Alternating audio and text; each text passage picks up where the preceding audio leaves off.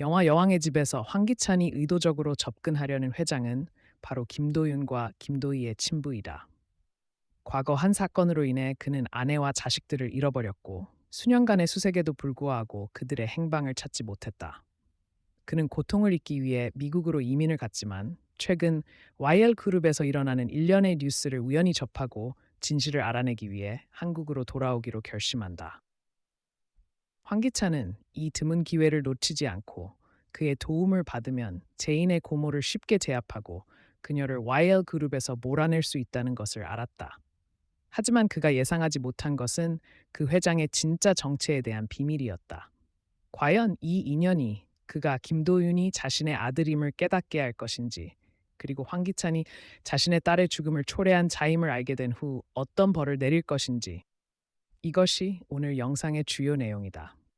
제인의 인생을 나락으로 떨어뜨린 후에도 황기찬은 전혀 후회나 연민을 느끼지 않았다. 제인과 김도윤의 애매한 관계를 알게 되자 그는 격분했다.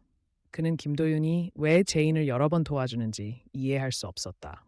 제인의 어머니가 그의 여동생을 죽였는데도 말이다. 혹시 김도윤이 여동생의 죽음에 대해 의심을 품고 제인을 통해 처음부터 다시 조사하려는 것은 아닌지 생각하던 중 세리가 방으로 들어와 말했다. 오빠, 무슨 일 있어? 왜 얼굴이 그렇게 화난 거야? 누가 오빠 기분 나쁘게 했어? 황기찬은 즉시 대답했다. 김도윤 그놈 생각하고 있었어. 대체 그놈이 누구야? 그리고 왜 여기 와서 일하려는 건지, 무슨 음모를 꾸미고 있는 걸까? 황기찬이 말을 끝내기도 전에 세리가 미소를 지으며 끼어들었다. 오빠, 너무 과대하게 생각하는 거야. 그날 밤 현장에는 오빠, 나, 그리고 제인의 어머니밖에 없었어. 우리가 오빠 여동생을 죽인 진짜 범인이라는 걸 아무도 모를 거야. 그러니까 걱정할 필요 없어. 그리고 김도윤이 제인을 돕는 건 내가 알아봤는데 그는 제인에게 가장 고통스럽고 잔인하게 복수하려는 거야. 내가 그들을 서로 적으로 만들 방법도 찾아냈어. 그러니까 오빠는 걱정하지 마. 그리고 정말 중요한 정보를 하나 알아냈어. 이거 들으면 오빠 태도가 바로 바뀔 거야. 황기찬이 호기심에 차 말했다. 무슨 일이야? 세리가 미소 지으며 말했다. 전에 파티에서 만난 그 남자 기억나? 내가 사람을 시켜 알아봤는데 그 사람이 우리 그룹에 큰 관심을 가지고 있더라고. 만약 오빠가 그 사람의 지원을 받으면 제인의 고모를 그룹에서 몰아내는 건 시간 문제야. 그게 지금 오빠가 가장 걱정하는 거 아니야? 황기찬이 눈을 가늘게 뜨며 말했다. 너 생각엔 내가 그걸 원하지 않을 것 같아? 하지만 그 사람은 지금까지 누구에게도 양보한 적이 없어. 그가 우리를 도와줄 거라고 생각해?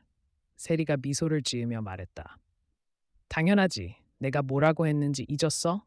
그 사람은 우리 그룹에 큰 관심이 있어. 오빠가 지분의 절반을 그에게 넘긴다면 분명히 동의할 거야. 황기찬이 화를 내며 소리쳤다. 너 미쳤어? 지금 나와 제인의 고모가 지분을 똑같이 가지고 있어. 내가 그에게 지분을 넘기면 내가 여기서 어떻게 버티겠어? 세리가 황기찬의 가슴을 쓰다듬으며 달래며 말했다. 그 사람은 이미 우리 그룹의 일부 주주들의 지분을 사들였어. 오빠의 지분까지 합치면 그는 제인의 고모와 동등한 위치가 될 거야. 그때가 되면 오빠가 나설 필요도 없이 그와 그 여자가 서로 싸우게 될 거야. 그가 그녀를 YL그룹에서 몰아낸 후에는 오빠가 이곳의 주인이 되는 거 아니야? 황기찬이 걱정스러운 표정으로 말했다. 하지만 우리가 그를 어떻게 믿을 수 있지? 만약 그가 우리를 배신하면 어쩌지? 세리가 크게 웃으며 말했다. 오빠, 걱정 마. 내가 알아봤어. 그는 혼자 살아. 그의 아내와 자식들은 예전에 화재로 죽었어. 그에겐 가족이 없으니 우리와 다툴 이유가 없어.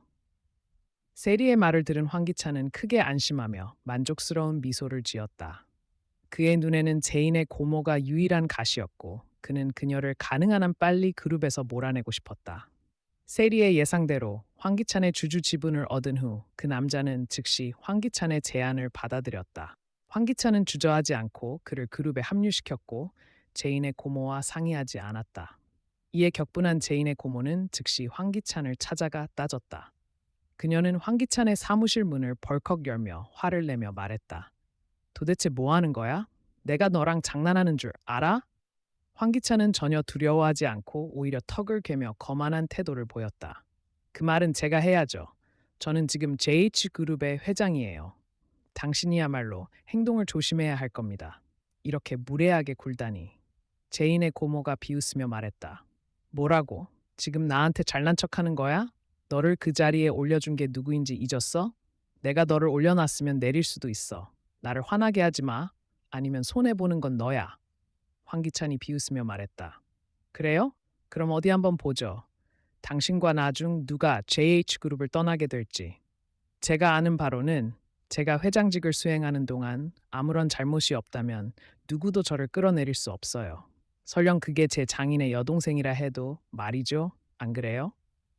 황기찬의 직설적인 선전포고에 고모는 격분했다. 황기찬은 기세를 몰아 계속 말했다. 사실 우리는 같은 배를 탄 동료예요. 당신이 저에게 악의를 품지 않는다면 저도 당신과 대립할 생각은 없어요. 그러니 우리끼리 다투는 대신 협력해서 그룹을 발전시키는 게 낫지 않겠어요? 제인의 고모는 자신이 뱀을 키워 집안을 물게 한 꼴이 되었다는 것을 깨달았지만 이미 너무 늦었다. 황기찬은 더 이상 혼자가 아니었고 이제 막강한 인물을 등에 업고 있었다. YL그룹에 새로운 대주주가 생겼다는 소식은 모두를 술렁이게 했다. 황기찬이 어떻게 그 남자를 그룹에 합류시켰는지는 알 수 없었지만 그의 등장은 다른 기업들로 하여금 황기찬에게 아부를 하게 만들었다. 제인과 김도윤은 이 소식을 듣고 크게 걱정했다. 교활한 황기찬 하나만으로도 대처하기 어려운데 이제 그의 뒤에 막강한 세력을 가진 인물이 있다는 것은 호랑이의 날개가 달린 격이었다. 바로 그때 사람들이 황기찬이 데려온 그 권력 있는 남자를 만나기 위해 로비로 몰려들었다. 호기심에 차 제인과 김도윤도 그를 보러 갔다. 그 남자를 처음 마주한 순간 김도윤은 크게 놀라며 경악했다. 그는 과거 화재 사고로 자신과 어머니를 버리고 떠난 아버지와 너무나 닮아 있었다. 분노와 억울함이 솟구쳐 김도윤은 주먹을 꽉 쥐었다. 제인은 김도윤의 이상을 눈치채고 걱정하며 물었다. 괜찮아? 저 사람 아는 거야? 김도윤은 당황하며 말했다. 아니, 만난 적 없어. 가자. 김도윤은 그렇게 말하며 즉시 자리를 떠났고 제인은 급히 그를 따라갔다. 과거에 도대체 무슨 일이 있었던 걸까? 무엇이 김도윤으로 하여금 아버지를 그렇게 오해하게 만들었을까? 김도윤의 아버지는 그가 자신의 잃어버린 아들임을 알아볼 수 있을까? 황기찬의 제안으로 YL그룹에 온 그의 목적은 무엇일까? 이에 대한 자세한 내용은 다음 영상에서 여러분과 함께 공개하겠습니다. 안녕하세요. 다음에 다시 만나요.